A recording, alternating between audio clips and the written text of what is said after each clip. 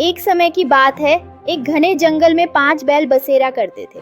ये बैल गहरे दोस्त थे जो हमेशा एक दूसरे का साथ देते थे। उनके बीच की मित्रता इतनी मजबूत थी कि वे जहाँ भी जाते हमेशा संग रहते। चाहे भोजन करना हो या विश्राम करना, उनके एकसूत्रता का कोई जोड़ नहीं था। जंगल में अन्य जीव जंतु उनकी इस एकता की प्रशंसा करते थे और यही उनके लिए सुरक्षा का मुख्य आधार था। जंगल में एक घमंडी शेर भी था, जिसकी आंखें इन बैलों पर थीं।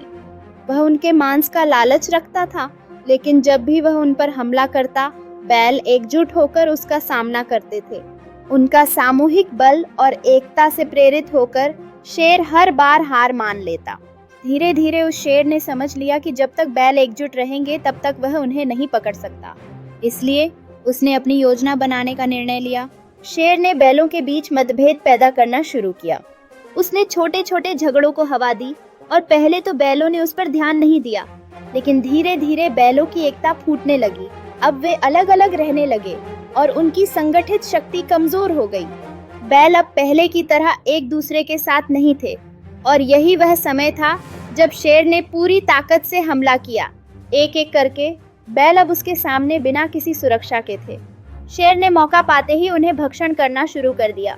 इस कहानी से हम यह सीखते हैं कि जब हम साथ होते हैं तब हमारी रक्षा में कोई कमी नहीं होती, लेकिन जैसे ही हम अलग होते हैं हम कमजोर पड़ जाते हैं। यह हमें जिंदगी में एकता की महत्ता को समझाता है। कठिनाइयाँ, परेशानियाँ और खतरे हमें तोड़ने की कोशिश करते हैं, लेकिन यदि हम एक दूसरों के साथ खड़े रहते हैं तो हम किसी भी बाधा को पार कर सकते हैं।